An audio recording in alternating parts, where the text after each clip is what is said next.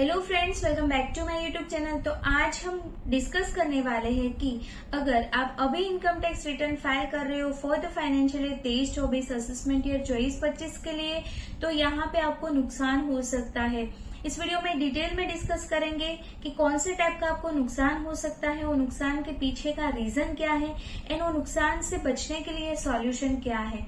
तो video informative होने वाला है, तो वीडियो को लास्ट तक जरूर देखिएगा। और क्विक नोट, अगर आपने अभी तक मेरी चैनल को सब्सक्राइब नहीं किया है तो मेरी चैनल को सब्सक्राइब कर लीजिए ऐसे यूजफुल वीडियोस के लिए। तो आइए चलो स्टार्ट करते हैं। तो यहाँ पे ऐसा है, for the financial year 23-24 assessment year 24-25 के लिए इनकम टैक्स के जो फॉर्म्स थे ITR 1, 2 एंड 4 वो 1 अप्रैल ऑनवर्ड्स ही लाइव हो चुके थे on income tax portal. And यहाँ पे इनकम टैक्स के ऑफिशियल साइट से ही और सक्सेस इनेबल्स का अगर आप डेटा रीड करो तो यहाँ से आपको आइडिया लग जाएगा कि बहुत सारे number of income tax return file हो चुके हैं एंड उसमें से नंबर ऑफ रिटर्न प्रोसेस भी ज्यादा हो चुके हैं। बट यहाँ पे ऐसा है कि ये जो इनकम टैक्स रिटर्न फाइल हुए हैं उसमें थोड़ा बहुत तो मिसमैच होने का चांसेस बहुत ही बढ़ जाएगा। उनके पीछे का रीजन क्या है वो भी हम आगे देखने वाले हैं। और ये जो यहाँ पे जो डेटा है उसमें 1,19,222 फाइल हो चुके हैं, 1,09,000 रिटर्न्स वेरीफाइड हो चुके हैं and about to 3,000 income tax return यहाँ पे प्रोसेस भी हो चुके हैं। तो ये जो इनकम टैक्स रिटर्न प्रोसेस हो चुके हैं उसमें ऐसा भी है कि नील इनकम टैक्स रिटर्न उन्होंने फाइल किया हो, जिनकी सैलरी पे कोई TDS नहीं है उन्होंने फाइल किया हो। बट अगर उन्होंने Q4 फाइनेंशियल ईयर 23-24 का अगर इनकम यहाँ पे अगर अंडर रिपोर्ट किया है तो बहुत ही हाई चांसेस है कि उनको मिसमैच का नोटिस आ सकता है। तो आपको मेक श्योर करना है आप जो भी इनकम टैक्स रिटर्न फाइल करो पूरा है एक्यूरेट, आपके जो भी इनकम है वो पूरी कंसिडर करने के बाद इनकम टैक्स रिटर्न फाइल करना है।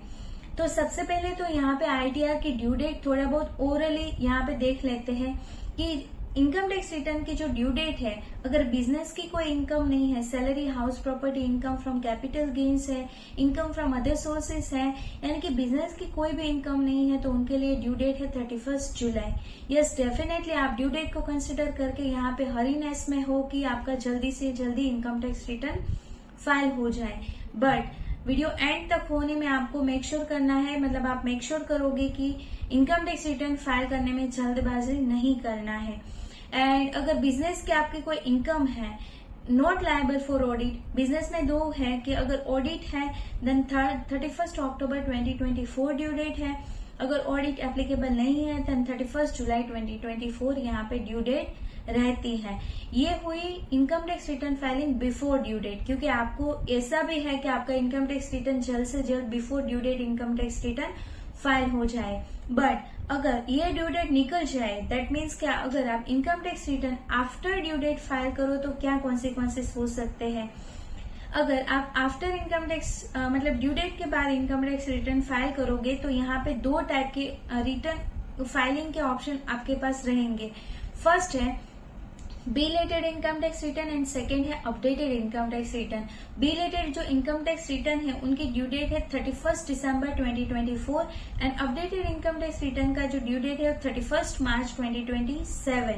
बट यहाँ पे ये जो इनकम टैक्स रिटर्न आप फाइल करोगे वहां पे बहुत सारे मतलब ऐसे नुकसान है जो आपको अभी से ध्यान में रखने हैं। Like belated income tax return में ऐसा है कि अभी फॉर द फाइनेंशियल ईयर 23-24 में न्यू टैक्स रिजिम को बाय डिफॉल्ट टैक्स रिजिम बना दिया है। तो यहाँ पे अगर आपको ओल्ड टैक्स रिजिम के अकॉर्डिंग अगर इनकम टैक्स रिटर्न फाइल करना है तो बिफोर ड्यू डेट के हिसाब से यानी 31 जुलाई से पहले ही इनकम टैक्स रिटर्न फाइल करना है, क्योंकि आफ्टर ड्यू डेट के बाद मतलब 31 जुलाई के बाद आपके पास belated income tax return file करने का ऑप्शन तो रहेगा बट आपको न्यू टैक्स रिजिम में ही ऑप्शन मिलेगा, ओल्ड रिजिम का ऑप्शन यहाँ पे अवेलेबल नहीं रहेगा। देन यहाँ पे यस आपको पता है कि ओल्ड रिजिम में बहुत सारे डिडक्शंस अवेलेबल है, न्यू टैक्स रिजिम में अवेलेबल नहीं है। तो ओल्ड टैक्स रिजिम में जो भी डिडक्शंस अवेलेबल है वो आपके लैप्स हो जाएंगे। एंड यहाँ पे एडिशनली लेट फीस का भी यहाँ पे प्रोविजन लग जाएगा। तो ये भी आपको एक कीप इन माइंड रखना है। देन अपडेटेड रिटर्न में भी ऐसा ही है कि आप वहां पे टीडीएस भी क्लेम नहीं कर सकते हो, लॉसेस को भी कैरी फॉरवर्ड नहीं कर सकते हो। तो ये सारे इनकम टैक्स रिटर्न का ऑप्शन आफ्टर ड्यू डेट रहता है, बट वहां पे बहुत सारी कंडीशंस रहती है, उनके हिसाब से आपको इनकम टैक्स रिटर्न फाइल करना रहता है। तो यहाँ पे आपको ये भी मेक श्योर करना है कि बिफोर ड्यू डेट भी इनकम टैक्स रिटर्न फाइल हो जाए एंड पूरे ही सारे कंप्लायंस हो जाए। तो आइए चलो अभी फाइनली देख लेते हैं कि आपको कौन से टाइप का नुकसान होगा आपको अगर इनकम टैक्स रिटर्न अभी फाइल करो तो फॉर द फाइनेंशियल ईयर 23-24 के लिए। अभी दैट मीन्स कि ऐसा है कि अभी अप्रैल जस्ट चालू हुआ है एंड आप 31 मई के अंदर ही अगर इनकम टैक्स रिटर्न फाइल करो तो आपको क्या नुकसान होंगे। तो ये पूरे ही नुकसान को समझने से पहले आपको ये पूरा ही एक सिचुएशन को समझना है। यहाँ पे ऐसा है कि for the financial year 23-24 assessment year 24-25 के लिए जो टीडीएस एंड टीसीएस रिटर्न की जो ड्यू डेट रहती है वो Q4 यानी कि last quarter Jan Feb March जो मंथ रहता है लास्ट Q4 की TDS and TCS return due date में थोड़ा सा बदलाव रहता है। यहाँ पे चेंजेस में ऐसा है कि टीसीएस के लिए 15 मई एंड टीडीएस के लिए 31 मई 2024 टीडीएस की रिटर्न फाइलिंग ड्यू डेट रहती है। तो यहाँ पे ऐसा रहता है, यहाँ पे ऐसा होता है कि टीडीएस का रिटर्न ही लेट फाइल होता है, देन उनके बेसिस पे जो भी डिटेल्स अपडेट होने वाली है इन 26AS, AIS एंड फॉर्म 16 में वहां पे अप्रोक्स 1 वीक का टाइम लग जाएगा। मतलब ऐसा है कि 31 मई को टीडीएस का रिटर्न फाइल हुआ एंड उनके को रिलेट अगर आपका कोई टीडीएस कटा है एंड देन उनके को रिलेट जो डेटा अपडेट होना है इन 26AS and AIS and form 16 में वहां पे टाइम गैप लग जाएगा। तो यहाँ पे जो फोर्थ क्वार्टर की डिटेल्स है वो लेट अपडेट होगी एंड अगर आप अभी इनकम टैक्स रिटर्न फाइल कर रहे हो तो आपके पास पूरे 9 मंथ की डिटेल्स रहेगी इन 26AS एंड AIS में।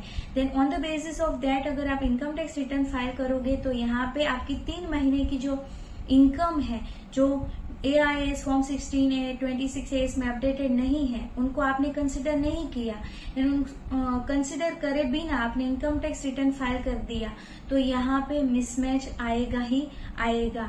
तो ये जो है ना ये पूरी सिचुएशन है इसके पीछे की। बट यहाँ पे ये जो सिचुएशन अराइज होती है उसके कारण यहाँ पे आपको ये पूरा ही नुकसान होने वाला है। तो नुकसान क्या है, तो जैसे हमने डिटेल देखा कि Q4 की जो डिटेल्स है वो लेट रिपोर्ट होती है ड्यू टू उनकी रिटर्न की ड्यू डेट ही लेट है, इसकी वजह से उनकी रिटर्न जो इनकम है वो लेट रिपोर्ट होती है।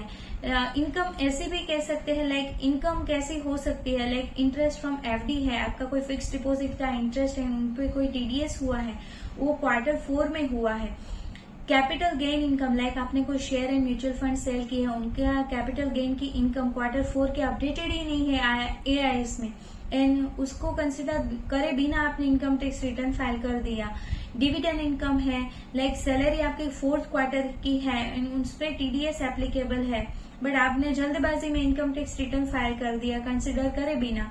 देन यहाँ पे ये पॉसिबिलिटीज बन जाती है कि आपने जो भी इनकम टैक्स रिटर्न फाइल किया वो आपने अंडर रिपोर्ट आपकी जो भी इनकम है वो आपने अंडर रिपोर्ट किया है। मतलब आपका कोई इंटेंशन ऐसा नहीं था बट डिटेल्स अवेलेबल नहीं थी फॉर्म 26AS एंड AIS में एंड आपने उन्हीं को बेस बनाया, उनके बेस पे इनकम टैक्स रिटर्न फाइल कर दिया। तो यहाँ पे आपको मिसमैच का नोटिस आएगा कि जो भी आपने इनकम टैक्स रिटर्न फाइल्ड किया है एंड जो भी डेटा अवेलेबल है with this respective income tax की जो भी पूरे ही 26AS AIS एंड फॉर्म 16 में जो भी डेटा अवेलेबल है एंड ITR फाइल किया तो यहाँ पे आपको मिसमैच का नोटिस आ सकता है। वेरी इंपॉर्टेंट है, आपको पूरा ही ध्यान से देखना है कि आपका जो भी Q4 की डिटेल्स है वो आपके इनकम टैक्स के साथ इनकम टैक्स रिटर्न में मतलब है या नहीं है। तो यहाँ पे ये पूरा ही जो नुकसान से बचने के लिए सॉल्यूशन ऐसा है कि यहाँ पे आपको जो भी इनकम टैक्स रिटर्न फाइल करना है मतलब अगर आप कंफर्म्ड हो कि आपके Q4 में टीडीएस वाला कोई अमाउंट है या कोई ऐसी अमाउंट है Q4 की यानी जान फेब मार्च की जो डिटेल्स आपके पास नहीं है 26 AS एंड AIS में अवेलेबल होने के बाद ही आपको पता चलेगी, ऐसे कोई फिगर्स है, देन यहाँ पे आपको मेक श्योर करना है कि आपको जो भी इनकम टैक्स रिटर्न फाइल करना है वो 10th जून से लेकर 31 जुलाई तक अप्रोक्स, क्योंकि यहाँ पे हमने देखा कि 1 वीक का अपडेट टाइम लगता है, बट फिर भी यहाँ पे एक सेफर साइड ऐसा मेक श्योर कर सकते हो कि अगर आपकी पूरी ही डिटेल जल्द से जल्द अगर अपडेट हो चुकी है इन ये सारे फॉर्म्स में, देन आप मतलब अर्ली भी इनकम टैक्स रिटर्न फाइल कर सकते हो। बट आपकी कोई Q4 की डिटेल्स अपडेटेड नहीं है, देन ये डेट्स आपके लिए प्रीफर्ड रहेगी। देन दूसरा ऑप्शन ये भी है कि आप अगर सेल्फ असेसमेंट करो विद करेक्ट फिगर्स, यानी कि आपका कोई टीडीएस का अमाउंट कटा नहीं है, Q4 में ऐसे कोई कैपिटल गेन्स की इनकम नहीं है, डिविडेंड की इनकम नहीं है, आपका पूरा ही नील इनकम टैक्स रिटर्न है, देन आप अपने बैंक स्टेटमेंट के अकॉर्डिंग पूरी इनकम कैप्चर करो, मतलब पूरा ही कैलकुलेशन करो विद करेक्ट फिगर, कोई डिस्क्रिपेंसीज ना हुए वैसा आपका पूरा ही कैलकुलेशन करो and on the basis of that आप इनकम टैक्स रिटर्न फाइल करो, तो यहाँ पे आपको मिसमैच का नोटिस आने का चांसेस नहीं है। बट आपको मेक श्योर करना है आपका पूरा ही इनकम रिपोर्ट हुए इन इनकम टैक्स रिटर्न फाइलिंग में। तो आई होप ये पूरा ही डिस्कशन आपको अच्छे से समझ में आया होगा। अगर आपको वीडियो अच्छा लगा है देन वीडियो को लाइक करिए, शेयर करिए। कोई भी क्वेरी है देन जरूर आप मुझे कमेंट करके पूछ सकते हो। अभी मिलते हैं नेक्स्ट वीडियो में। Till then stay healthy, stay wealthy. Thank you for watching. Thank you.